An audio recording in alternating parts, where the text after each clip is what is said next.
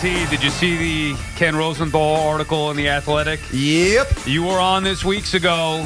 I brought it up when you were off, and now here we are with a report from Ken Rosenthal of The Athletic talking about how, quote-unquote, close the Mets were to trading Pete Alonso to the Brewers at the trade deadline. Listen, Sal, we can slice this a million ways sideways. There's something here. Whether he's dealt, we'll find out, but this is just not going away. And I know that this is bothering Met fans. I understand that. I respect that. He's your guy, drafted, developed, masher. You've said many times, I don't necessarily disagree.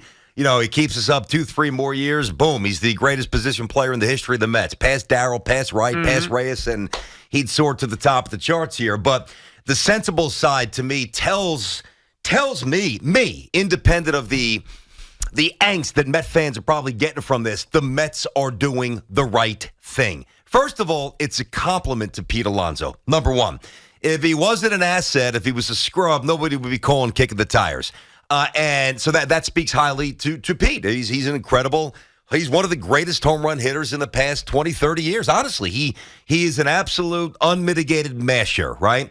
So that's his aspect, and it is what it is. When you have a year to go on your deal and you don't have a contract yet, calls will be made, all right, and inquiries will be made. Now, from the Mets' point of view, it would be utterly irresponsible not to engage on some level. I don't mean that you call everybody up so proactively and you try to give him away, but if teams are calling you about your greatest asset at this point and you're not emotionless enough to jump into this, pragmatically, to make your team what you want it to be, then you're a bad franchise. And I don't think the Mets are a bad franchise. No, and I don't. I think that's the biggest point, as I'm going to try to talk my fellow Met fans here off the ledge, because I understand it. Look, I took a lot of crap for what went on a couple weeks ago when I was talking about potentially trading Alonso, and I'm trying to understand why his name would even be brought up in these trade talks. So, and I understand the Met fans are going to be upset now when they know that there's more validity to the idea of him potentially even being traded. What I will say is that it was not close. Like the field goal now, that's bullcrap. Because when you get in a field goal range, you're close to scoring. I do not believe that to be the case with this particular trade. Number two, you're right, BT. Like, if you're the Mets, and this is where Met fans have to trust the organization, and they've said this publicly, why wouldn't they listen and engage on anybody on their team? Yeah. Now, for somebody like Pete Alonso, you better believe the bar is high. Like, they're not just going to – see, the Mets are – I think things get convoluted here where Alonso would be available because the Mets are afraid to have to pay him this much. No, because Steve Cohen all of a sudden decided he's not going to spend. That is not what's happening here. The Mets are being smart, looking at the situation practically, saying, hey, maybe we can maximize value on this guy right now. We're not going to do anything with the season this year. And you got 1 year next year. We're still rebuilding the farm. We'll still be competitive, but they can maybe overcome it and look to see what the return will be. That's number one. The other thing is all the options. Remember what you and I discussed last week, like the three options for the Mets: extend them, trade them, re-sign. Like all the options are still on the table. Correct. There's a chance where they could extend him before the season, maybe even during the season. They could let it play out and re-sign him like Nimmo. They could trade him and potentially re-sign him in free agency. Like with Steve Cohen and his wealth, nothing is off the table. Now, with all that being said, let me speak from a fan's perspective for a second. I understand what you're saying. The more I think about it, the more I see it becoming a potentially realistic possibility, the more I hate the idea of trading Pete Alonso. I understand that. And by the way, listen, business 101, you position it the way you want it to be positioned. So I don't pretend to know, using the field goal analogy or reference, was it a chippy? Was it a 62-yard attempt at the gun? I honestly do not know. I don't pretend to know. But what I do know, and the Knicks have done this over the years, the Mets have done it before, the Yankees, the Jets, the Giants, every team's done it. When something gets out there and it's a public leak about a prominent player or story or whatever, it's always going to kind of slant somewhat the way they want it to. That's just business 101. Because Pete, and from this point of view, Pete still has to walk in the locker room until he doesn't. So, of course, the Mets wouldn't say, and again, I don't know how close it was, so I want to be fair to the situation, but there's no way the Mets are going to say, yeah, man, I mean, we were really contemplating this. We were, even if it was slightly closer that it's being positioned or slightly further, it doesn't matter because they're talking about trading Pete Alonso, which, by the way, to restate, again, emotion aside and respect to the emotion of the Met fan, it's the right move. And this is what everybody's missing. Right. All right? Yeah, I like your point, though, because the reason it wasn't close is not because they would never consider it. It's because the bar is extremely high. It's a compliment. Right. The guy's a good player. Now, look at this. So in the NBA, you need, back in the day, you used to need the center, Kareem, Lanier, obviously Shaq, Hakeem. Now you need great guard play to win. No great guard, you pretty much, I know that Jamal Murray's great, but, or good. Jokic, Denver, a little different, but for the most part, that stands. NBA, great guard play. NHL, yeah, there's always examples with outliers. You need top-flight goaltending. In the NFL, no quarterback, you're not winning for the most part. Baseball, can anybody look me in the eye and say, I mean, if you don't have a great first baseman, you can't win? No, but you the can't say power that. numbers are going to be hard to replace. Like, that's obvious. Now, could you do it? Could you go out there and pay for power at some point? Sure. But, and I think Met fans, there's an emotional connection there. And I'm one, so I have it. You know, homegrown guy. And I usually don't let the homegrown stuff get in the way. But you're not talking about just any homegrown Met. You're talking about the greatest homegrown Met position player. With all due respect to David Wright, Pete Alonso's the guy. Yeah, no, he's not the leader, right? He's tracking there. Yeah. But I don't like, and you have to answer this more than me. And I know Pete's beloved. I get it. Yeah. But dude, he hits 50 home runs every year. Well, there's the stats, which are right. Irrefutable. But then there's the emotional connection, which is what I want to lean on you more for. I know it's a million years ago with Darryl and then with Wright and Reyes and obviously Pete, obviously just position players, not Seaver, not good, not pitchers. Do you believe that the connection, because I don't, but I'm not a Mets fan. Do you believe that the connection that the Met fan has right now to Pete and toward Pete is stronger than Darryl and or Wright and Reyes? I do not, but I'm not a Mets fan. It's a great question, but no, I think it's as strong. But you're going back now in time several years, especially with Doc and Darryl. Like if you were to, so here's the other thing. Doc and Darryl had some issues, which you could kind of understand. I know at the time it wasn't a popular thing, but you could kind of understand. And by the way, Darryl wanted out, right? He wanted to go to LA, whatever. Yes. So a little bit of a different story. Reyes wanted more money, and he has since said it was a mistake, and the Mets were not in a financial position to be able to re-sign him. So they're all different. Right now, you're talking about a rare combination of arguably the greatest homegrown position player in team history with the richest owner in team history, coupled with the fact that he, on the surface, and I guess in reality, has done nothing wrong. It's not like, there are issues with the Mets and Alonso. It's not like, they can't afford to re-sign him. It's not like he hasn't produced. Like, all those things are all in place. So this would be kind of a move that takes balls, as we said a week ago, or whatever it was that we talked about it. What the Mets did, they have a dangerous combination of riches, smarts, and balls. And the idea of trading Pete Alonso to even have that be out there takes balls, because there's not one fan that's going to be happy with it. And you also know that there's no way from that not getting out there, which at some point, I want to get to this later. This very well might alienate Pete. I mean, we're attacking this from the Mets' point of view. Should the Mets trade Pete Alonso? I got to be honest.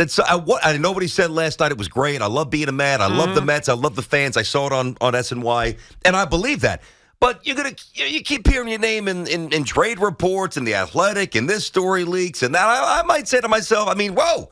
I love being a Met, dude, but do the Mets love me being a Met? Like, at what point does Pete Alonso say enough of this and either give me the contract or I'm not signing, I'm bouncing? Right, but I don't know if we've gotten that far yet. No, I don't think we have. Right. But is that, that's possible. And also, there's got to be. He's still a human being. So the biggest thing is, we're going to get your calls in a second here, 877-337-6666, is why.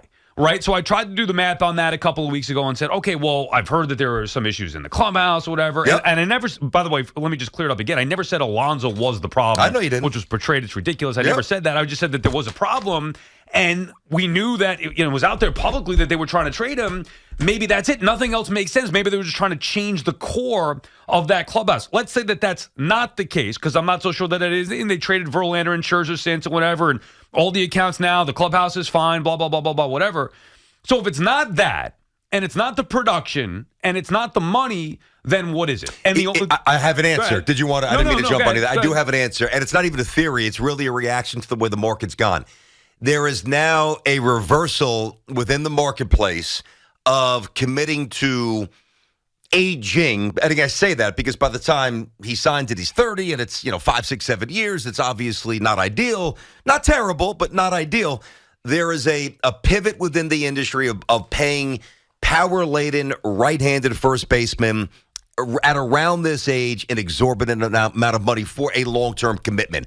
I'm not saying I understand why that's the case, and I actually agree with it, but I don't think that Alonso's situation is different. It might be different. The Mets might still acquiesce and do what's counter to recent business in baseball, but the recent trends are what I just identified. Aging-ish first baseman righties would pop. You just don't give them 6, 7, 8 year deals. You just don't. See, I think it's two Doesn't things. work out. I think it's two things. They're being smart, keeping all the options open, not just blindly saying, oh, my God, there's no way we could ever survive without X player. It's not personal to Alonso. Yep. It's any player. Like, they're being smart from an organizational standpoint. And the other thing, and this is just a guess here, maybe the Mets value Pete differently than Pete values himself. And I always use this analogy.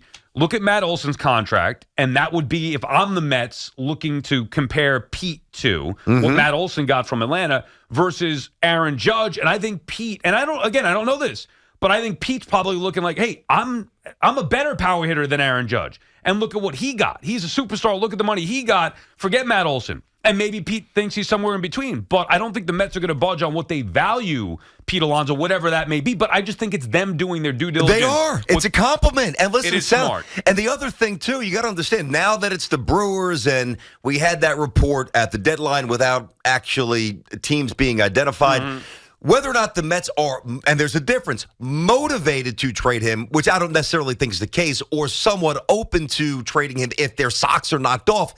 Now teams know, the Mets are really engaging, the Brewers, maybe some others. Now the offers get better. Right. And that's good business for the Mets. Yeah. That's good. It's just going to be hard to swallow for Met fans. 877-337-6666. Our friends at Town Fair Tire remind you that at Town Fair Tire, you always get the guaranteed lowest price on name brand tires from Connecticut to Maine. Nobody beats Town Fair Tire. Nobody. Tony is in the Bronx. He starts us off. What's up, Tony?